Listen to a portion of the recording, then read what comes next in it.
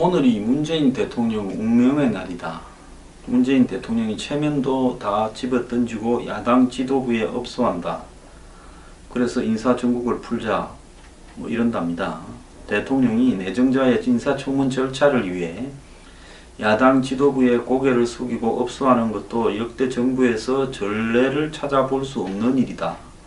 본인의 체면이나 권위를 중요하게 생각하지 않고 실리를 중요하게 생각하는 문재인 대통령이기 때문에 가능한 결단이다. 그래서 야당이 강경화만큼은 안 된다라는 입장에서 기류 변화가 생길 건가 주목할 필요가 있다라는 이야기입니다. 그리고 지금 야당이 정권이 하도 강경화를 밀어붙이고 있다 보니까 결국은 김상조하고 김희수 재판관을 강경화 철회와 연결시켜서 이야기를 하고, 만약에 강경화를 입장을 그렇게 포기를 안 하면 이 두 사람도 협조를 안 하겠다. 특히 김희수는 헌법재판소장은 국회에서 표결을 해야 되는데 강경화를 끝까지 발령을 해버리면 김희수 표결에서 국민의당도 돌아서서 김희수를 낙마시키겠다 이렇게 하고 있는데, 이 청와대가 지금 문재인 대통령까지 나서서 추경을 위해서 연설한다면서 국회에 오면 국회에서 어떤 형태로든 이 사당을 포함한 당 지도부를 다 만나지 않겠습니까? 연설하기 전에요. 그런 자리에 자연스럽게 해동을 해서 야당 지도부를 설득을 해보겠다. 그런 부분으로 지금 문재인 대통령은 보고 있는 것 같습니다. 그래서 명분은 추경 일자리 예산 통과를 위한 시정연설이고, 그 전에 국회의장실에서 정세균 의장과 여야 대표, 원내대표, 국회 부의장단을 만나는데 거기에서 인수위 없이 급발진한 정부의 한계와 특수성을 설명을 하고, 한미 정상회담이 눈앞에 다가온 만큼 이를 총괄할 외교부 장관 임명이 시급하다라고 이야기하겠다라는 거죠. 그래서 대통령이 체면 좀 굽혀주고 야당은 장관 전원을 임명을 해달라, 이런 부분인데요.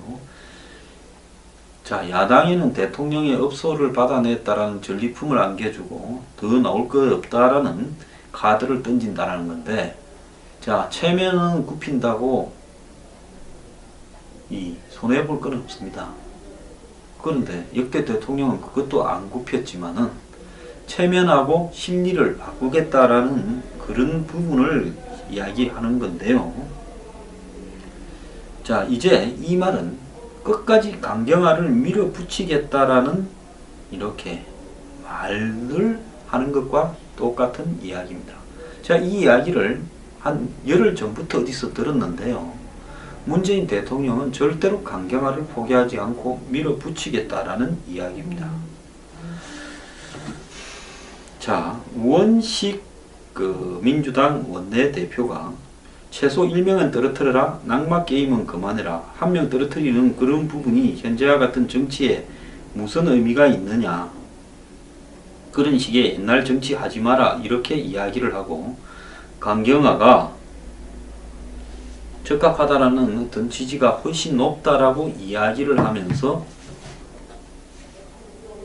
지금 언론에 퍼뜨리고 있습니다. 많은 여론조사에서 강경화 임명 찬성이 60, 반대가 30이다.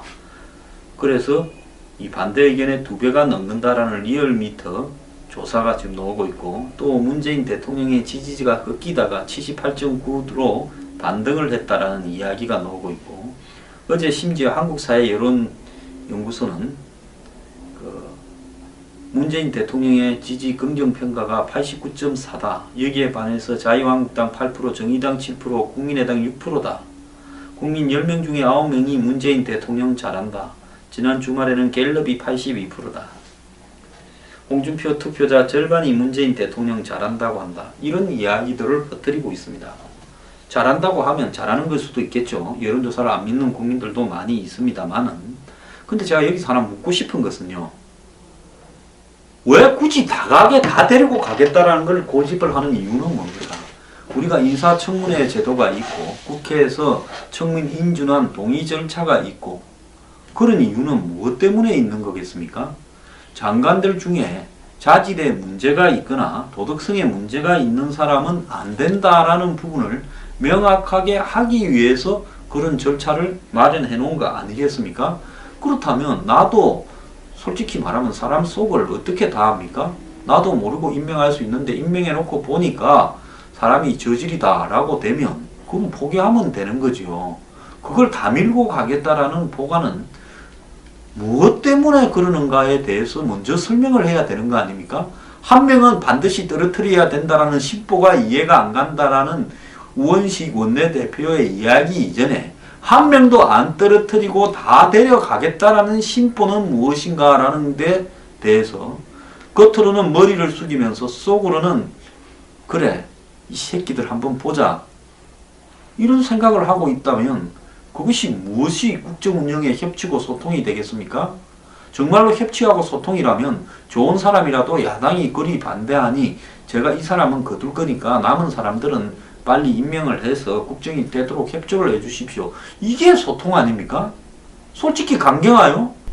이야 여고 사택에 전입을 했는데 사택에 전입을 했다는 것은 학교하고 짰다라는 거 아닙니까?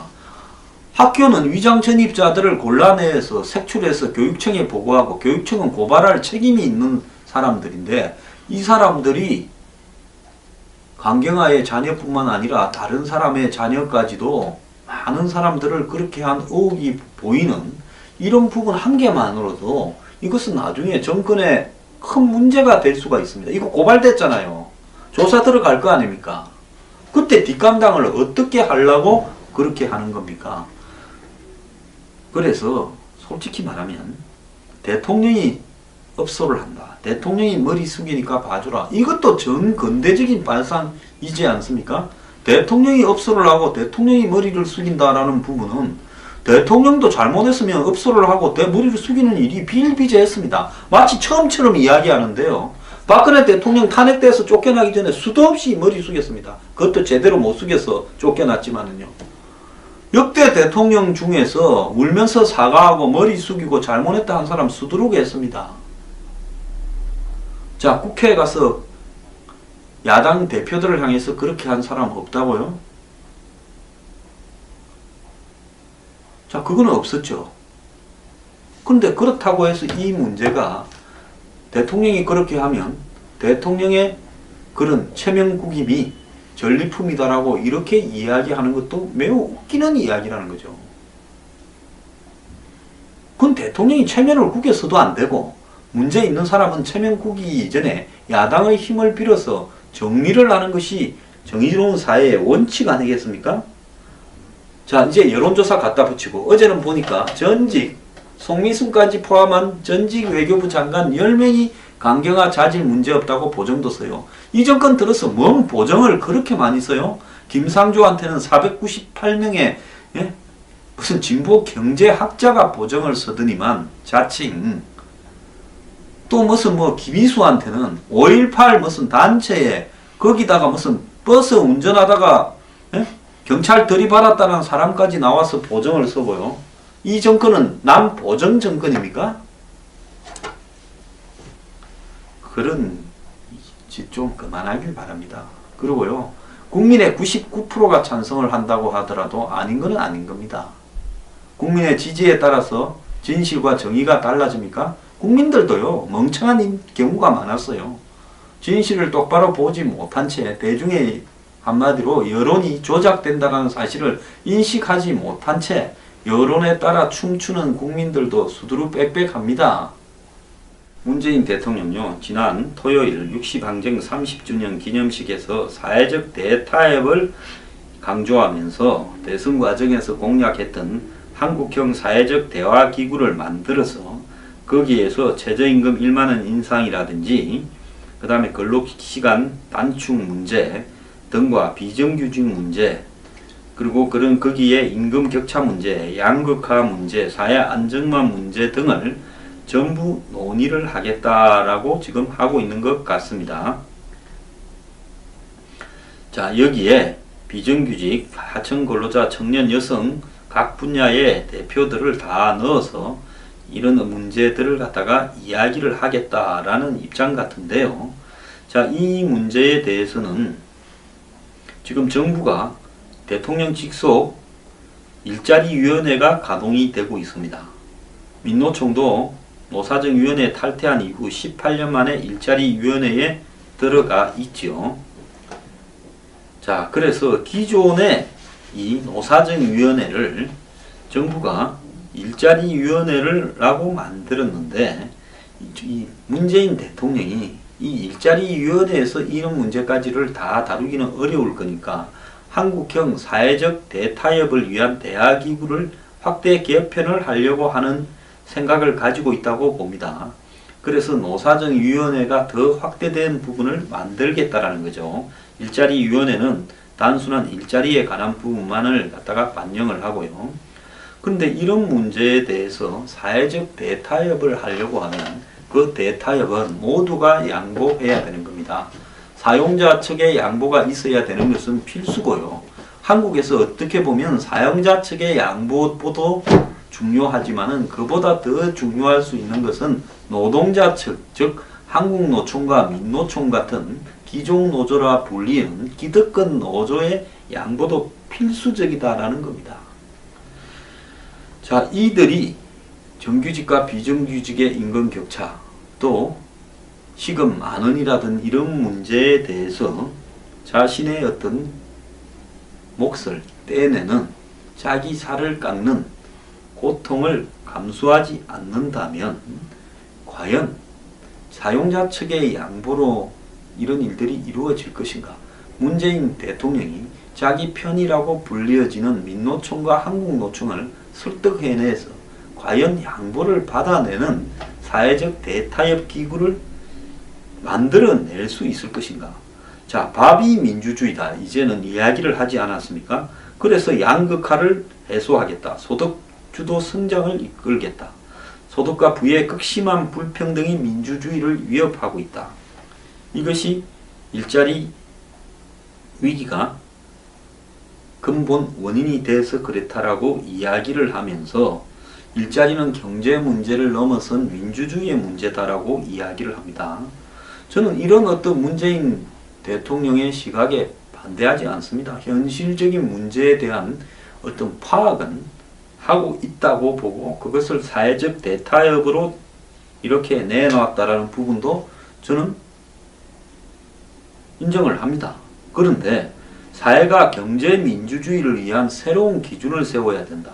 자, 지금까지 민주주의는 정치적 민주주의에 집중해 왔는데 이제 경제적 민주주의를 해야 된다. 왜 그러냐? 일자리가 사라지고 양극화가 심해지는데 그 핵심에 한마디로 비정규직과 정규직의 임금 격차라는 부분, 또 전체 어떤 새로 창출한 소득 중에서 기업주가 가져가는, 투자자가 가져가는 몫이 많다라는 부분, 또 기종 노조가 한마디로 자신들의 성을 치고 거기에서 자신들의 이해관계만 도모한다는 부분, 이 사이에 끼어서 사실은 전체 노동자의 90%에 해당되는 비정규직, 중소기업, 하청근로자, 일용직 등이 그야말로 자신의 몫을 제대로 받지 못하고 있다는 부분, 이것이 한국 사회의 양극화의 심화와 직접적으로 연결되고 있다는 부분, 이것을 해결하기 위해서는 대기업, 중소기업, 노동자, 시민사회가 힘을 모아야 된다는 부분,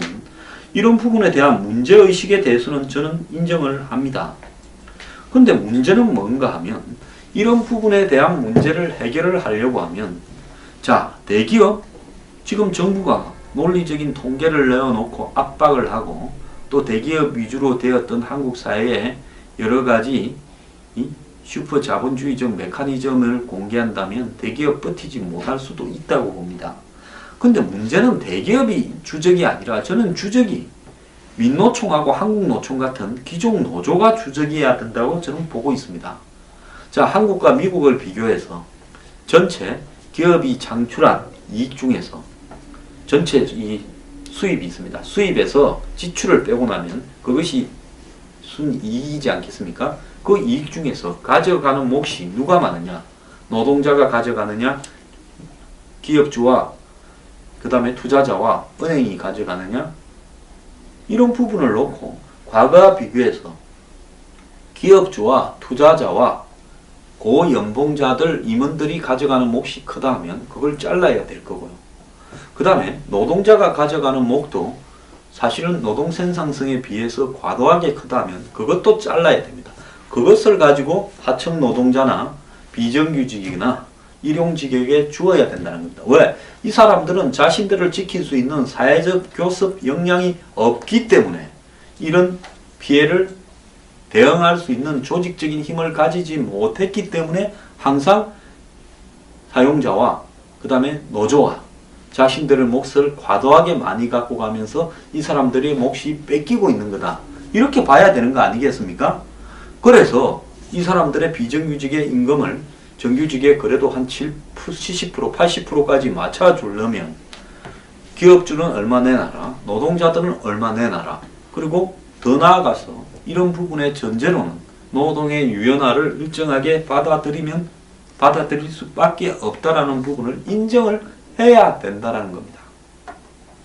산업이 매년 사회적, 경제적 분위기가 달라지는 속에서 등락을 하는데 한번 고용된 노동자에 대한 한마디로 해고나 정리를 이렇게 잘 할 수 없게 강요를 한다면 기업을 할 수 있는 사람이 많지 않을 수 있다라는 부분도 인정을 해야 됩니다. 기업이 망하면 기업주도 망해야 되고 노조도 망해야 되는 겁니다. 문제는 기업의 형편에 따라서 이런 부분들이 탄력적으로 운용될 수 있는 부분을 어느 정도 노동자들이 감수를 하고 또 다른 직장으로 이동해서 거기에서 취업을 할 수 있는 한마디로 노동 유연성 부분을 인정해 주지 않고 한 기업에 들어가면 노조 속에서 거기서 뼈를 묻겠다라고 된다면 이것은 궁극적으로 경제적인 어떤 이 민주화를 이루는데 이것 또한 장애 요인일 수 있다라는 것은 분명한 겁니다.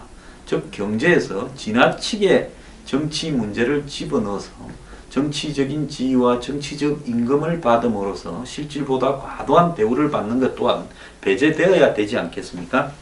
자, 그렇다면 문재인 시대에 코너에 몰린 재벌들 그동안 나쁜 일 많이 했지요. 인정을 해야 됩니다. 그래서 이 경제민주주의에 대한 취지에 공감하고 타협이 필요하다. 그런데 일방적인 때리기나 일방적인 희생을 요구해서는 안 된다라고 이렇게 이야기를 합니다. 중소기업들은 경제민주주의란 대기업과 중소기업의 임금 격차를 없애고 대기업에 편중된 불공정 거래 관행을 없애겠다는 뜻이라면 환영한다고 이야기를 합니다. 우리 사회의 기득권들이 상당히 깊숙하게 경제 분야에도 포진하면서 자신들의 성역을 쌓고 있기 때문에 이런 부분들을 한 번은 흔들어야 된다는 부분에 대해서는 저는 공감을 합니다. 근데 문제는 뭔가 하면요. 문재인 대통령이 노조를 설득하고 노조를 압박하고 국민 앞에 노조의 현실을 까발림으로써 이런 문제들을 공개할 의사까지 갖추고 있느냐는 겁니다. 일자리위원회나 또 사회적 대타협 기구에 노조의 대변인은 들어가지만은 그야말로 비정규직을 대변하는 사람, 일용직을 대변하는 사람, 청년 백수를 대변하는 사람, 이런 사람들의 목소리는 제대로 반영되지 않는다는 겁니다. 사실은 조직화도 제대로 안 돼 있기 때문에 누가 이들의 대변인인가를 정하는 부분에 어려움은 있을 수 있겠지만은 그래도 우리 사회에서 이런 문제들을 개선시키기 위해서 그들을 위해서 노력해온 사람이 있을 건데 그런 대변성을 가진 사람을 그런 기구에 넣어야지. 한마디로 왜 귀족 노조를 대변하는 민노총과 한국노총이 전체 일용직, 파견근로, 하청근로, 청년 백수, 중소기업 노동자들을 대변하는 역할까지 노조 대표라는 미명하에 해야 되느냐. 저는 그건 매우 잘못됐다. 기업 대표들도 마찬가지입니다. 간의 수공업 대표까지도 넣어야 된다고 저는 생각을 하고 있습니다. 이렇게 해서 사회적 대타협 기구에 있어서 그 운용을 솔직히 국민 앞에 완전히 공개해 가야 된다고 저는 생각을 합니다. 저는 문재인 대통령이 과거 노무현 대통령이 평검사를 불러서 토론을 하면서 TV 생중계 방송을 했던 것처럼 정말로 이 시대에 철폐돼야 될 가장 개혁의 대상이자 기득권은 노조일 수도 있습니다. 이 노조 대표를 불러서 대통령과의 대화를 하면서 그 대화 내용을 TV로 생중계할 의사는 없느냐고 묻고 싶습니다. 자, 문재인 대통령, 밥이 민주주의다. 저는 공감을 합니다.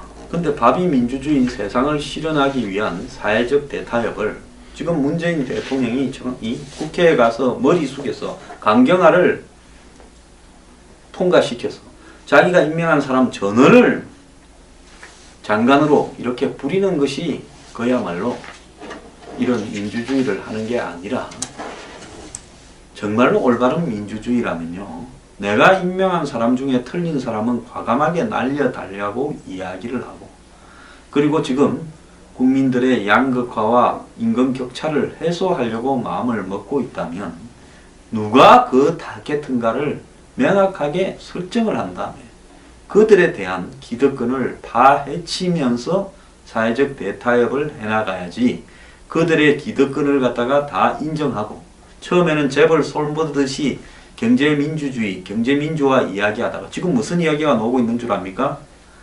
자, 이 재벌개혁 대신에 사회적 대타협으로 가자. 그래서 재벌도 조금 양보하고 노조도 조금 양보해서 합의해서 뭔가 될 것처럼 내놓겠다. 이런 식으로 이야기를 하고 있습니다. 재벌 개혁도 하고요. 솔직히 말하면 노조 개혁도 하세요. 재벌 개혁을 하려니까 이런저런 걸리는 게 많고 노조 개혁을 하려니까 엄두도 안 나니까 이제 둘 다 모아놓고 대타협을 하겠다. 솔직하게 이야기해 봅시다. 대타협이 되겠습니까? 둘 다 지독한 집단인데요. 이 둘을 앉혀놓고 정부와 재벌과 노동자, 노총이 모여서 서로가 양보하면서 화기애애하게 사회적 합의를 이루어낼 수 있다고 보십니까?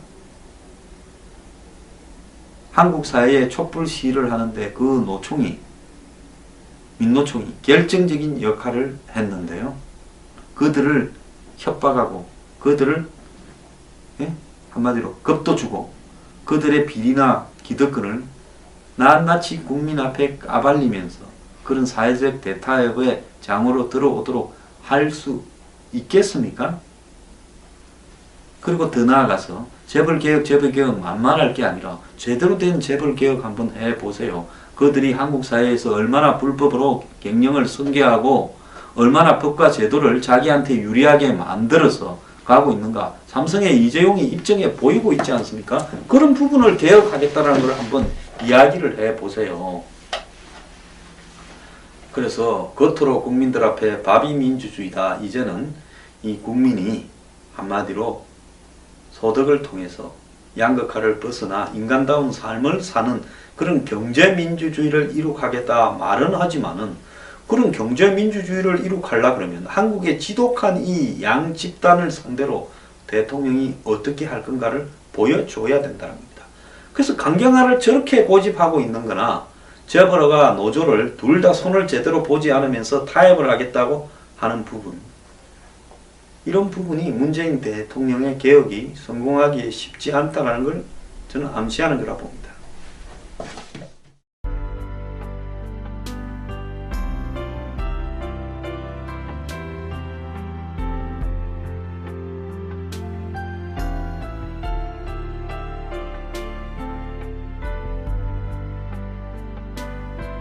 그때 대통령은 그것도 안 굽혔지만은 체면하고 심리를 바꾸겠다라는 그런 부분을 이야기하는 건데요. 자, 이제 이 말은 끝까지 강경화를 밀어붙이겠다라는 이렇게 말을 하는 것과 똑같은 이야기입니다. 제가 이 이야기를 한 열흘 전부터 어디서 들었는데요. 문재인 대통령은 절대로 강경화를 포기하지 않고 밀어붙이겠다라는 이야기입니다. 자, 우원식 민주당 원내대표가 최소 1명은 떨어뜨려라, 낙마게임은 그만해라, 한 명 떨어뜨리는 그런 부분이 현재와 같은 정치에 무슨 의미가 있느냐, 그런 식의 옛날 정치 하지 마라 이렇게 이야기를 하고, 강경화가 적합하다라는 어떤 지지가 훨씬 높다라고 이야기를 하면서 지금 언론에 퍼뜨리고 있습니다. 많은 여론조사에서 강경화 임명 찬성이 60, 반대가 30이다. 그래서 이 반대 의견의 2배가 넘는다라는 리얼미터 조사가 지금 나오고 있고, 또 문재인 대통령의 지지가 꺾이다가 78.9로 반등을 했다라는 이야기가 나오고 있고, 어제 심지어 한국사회여론연구소는 문재인 대통령의 지지 긍정평가가 89.4다. 여기에 반해서 자유한국당 8%, 정의당 7%, 국민의당 6%다. 국민 10명 중에 9명이 문재인 대통령 잘한다. 지난 주말에는 갤럽이 82%다. 홍준표 투표자 절반이 문재인 대통령 잘한다고 한다. 이런 이야기들을 퍼뜨리고 있습니다. 잘한다고 하면 잘하는 걸 수도 있겠죠. 여론조사를 안 믿는 국민들도 많이 있습니다만은. 근데 제가 여기서 하나 묻고 싶은 것은요.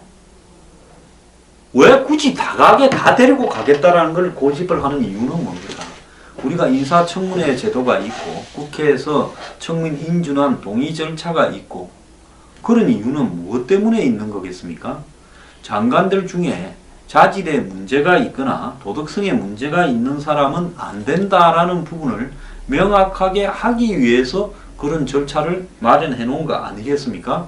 그렇다면 나도 솔직히 말하면 사람 속을 어떻게 다 합니까? 나도 모르고 임명할 수 있는데 임명해 놓고 보니까 사람이 저질이다 라고 되면 그건 포기하면 되는 거지요. 그걸 다 밀고 가겠다라는 보관은 무엇 때문에 그러는가에 대해서 먼저 설명을 해야 되는 거 아닙니까? 한 명은 반드시 떨어뜨려야 된다라는 심보가 이해가 안 간다라는 우원식 원내대표의 이야기 이전에 한 명도 안 떨어뜨리고 다 데려가겠다라는 심보는 무엇인가라는 데 대해서 겉으로는 머리를 숙이면서 속으로는 그래 이 새끼들 한번 보자 이런 생각을 하고 있다면 그것이 무엇이 국정운영의 협치고 소통이 되겠습니까?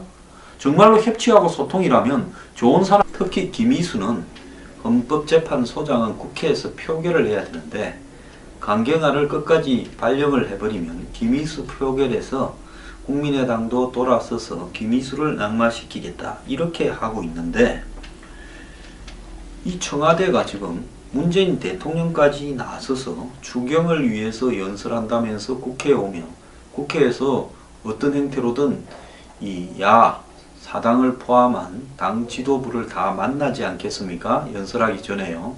그런 자리에 자연스럽게 해동을 해서 야당 지도부를 설득을 해보겠다. 그런 부분으로 지금 문재인 대통령은 보고 있는 것 같습니다. 그래서 명분은 추경 일자리 예산 통과를 위한 시정연설이고, 그 전에 국회의장실에서 정세균 의장과 여야 대표, 원내대표, 국회 부의장단을 만나는데 거기에서 인수위 없이 급발진한 정부의 한계와 특수성을 설명을 하고, 한미 정상회담이 눈앞에 다가온 만큼 이를 총괄할 외교부 장관 임명이 시급하다라고 이야기하겠다라는 거죠.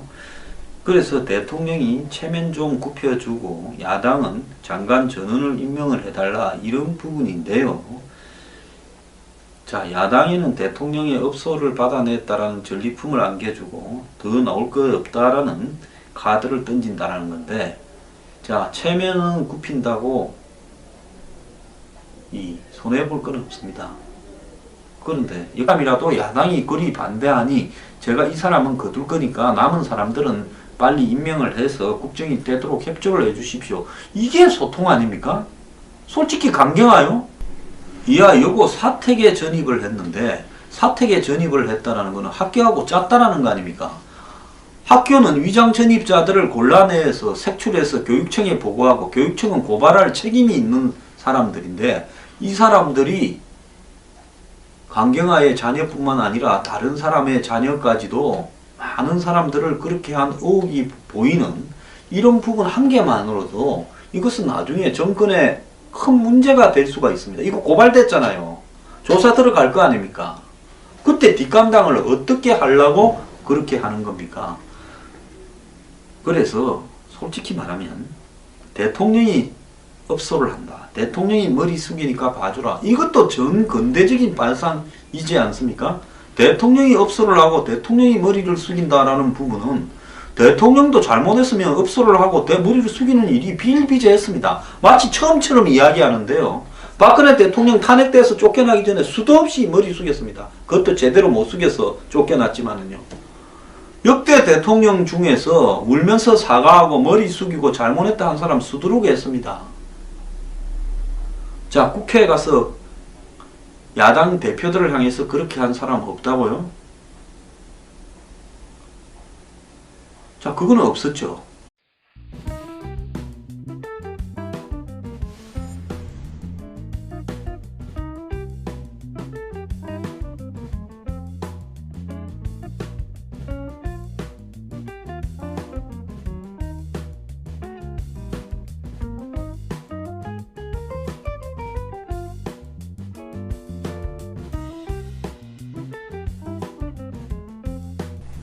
오늘이 문재인 대통령 운명의 날이다.